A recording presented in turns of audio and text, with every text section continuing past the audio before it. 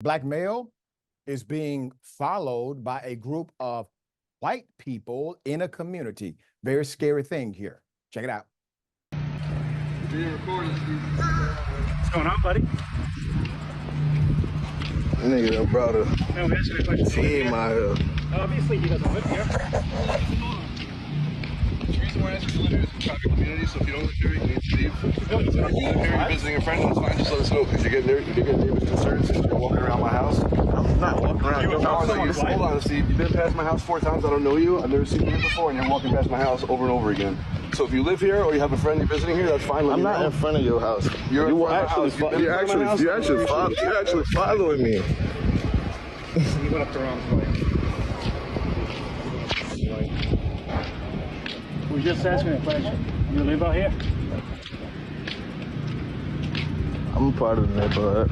You're part of the neighborhood? Well, does that mean you live here? It's simple. Like, bro, what? All right, put up the picture full mass. I got the background. Give you some insight. According to the details in the video, this incident occurred in Sarasota, Florida. Allegedly, the mother of the man being followed posted a video writing, TikTok, I really need some help. What you see here is my child being racially profiled and followed by 4 grown men because he was walking around our neighborhood. I guess we look like we don't belong in an upscale neighborhood, but here is a little backstory. The morning aftermath of Hurricane Milton, my son wanted to walk the neighborhood to talk to his girlfriend on his phone because we didn't have power. So his service was bad in the house. This is what he had to deal with. She continued, even after telling these men he lives here, they were not satisfied with his answer and continued to harass him. This was not a 1-minute altercation. My son was followed for over 10 minutes dealing with this. I am so happy he recorded every moment and thankful my child is still here. But I need to know, how is it okay? I do not want to live in a community that does not welcome me and my children because the color of our skin. When pressed for more details by commenters, the mother replied, quote, so let me make myself very clear here on a few things. Number one, this is my child. He is a teenager. He is still my child. 2, he lives in this neighborhood. He effing belongs. 3, these people are trying to spin the narrative by saying he approached some woman and tried to enter her garage. None of this is true. He spoke to a woman in passing. He was on the sidewalk. When he returned from walking around the block, her husband and way more people were standing outside waiting on him to return. That is when my son decided to pull out his phone because he felt unsafe. At how many people were outside questioning him on who he was and why he was there.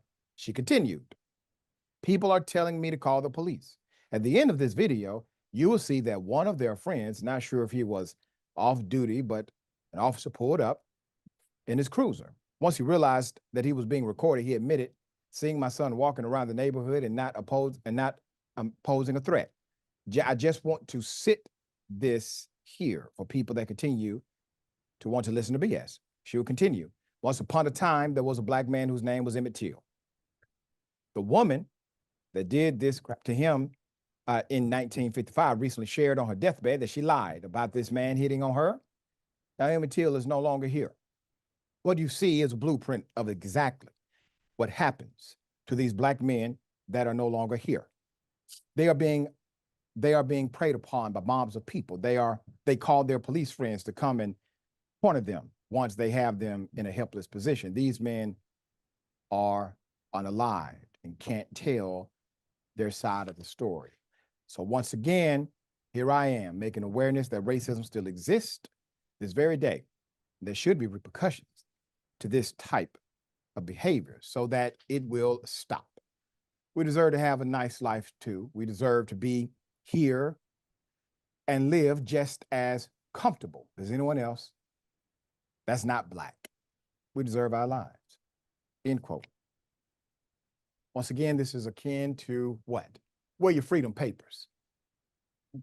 Where your freedom papers? What right do you have? Well, it's called the Constitution. You have the right of assembly.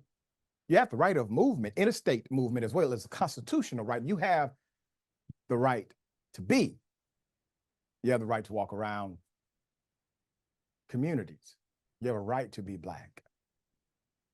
And they decided to engage this individual in a mob-like fashion, involve the police, who, once he noticed he was being recorded, decided to act prim and proper and say he's posing no threat. Okay. Well, why are you here then? Why'd you even come? Why'd you stop by? Right. Thankfully, this individual is alive, is doing well, definitely understandable. He wants to walk outside, get better reception. They have gone through a significant crisis in that community in Florida because of the storms.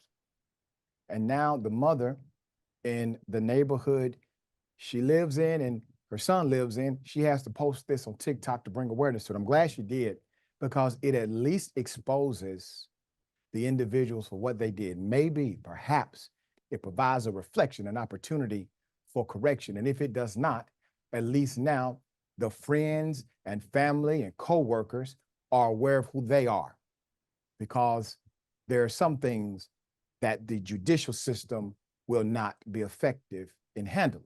So we are the court of public opinion. We have some leverage here when the judicial system is obviously not equipped to do so. Wise thoughts here, man. I just wonder where, just being a neighbor comes in at a certain point, right? You see somebody you don't know walking on your neighborhood or your block, you just say hello. Hey, what's up? What's going on? How are you? Having a good Right. day? Whatever. It's just a quick communication of acknowledgement of like, all right, man, you're a human being. I'm a human being. I don't know who you are. Let's just say hi to each other. And that could be the interaction. There's nothing wrong with that. And you know what's funny, man? This kid lives in the neighborhood. I happen to live in Los Angeles, where we do actually have a big homeless problem. Everybody knows that. Where, honestly, and I'm not making myself to be some great person or a good Samaritan, but anytime I see somebody, whether they look like they're from my neighborhood or not, or they're in some level of distress, I say hello. Hey, what's up? Yep. How are you, man? You doing good? All right, cool. And sometimes that person might ask me for $1. Sometimes that person might just be like, hey, what's up? But you just say hi to everybody, no matter who they are, just to acknowledge some level of humanity, man, some common cause here. And so just the idea that these guys couldn't just say hi to this dude, this young person at that, like you're a grown person and you can't just say what up to a young person because you feel like, whoa, my neighborhood doesn't have these kinds of people in it. It's nuts. And you literally, Dr. Richie, took the words right out of my mouth. This was freedom papers. This was show me your papers, man. I Yep. need to see your papers. Do you belong here? Do you have a right to exist here? Because if not, even though I'm not a cop, I'm not the authorities, I'm not the government, I feel like I have a right to ask you, about your eligibility to walk on a goddamn public neighborhood street. So, this stuff's been happening since way back. Yeah.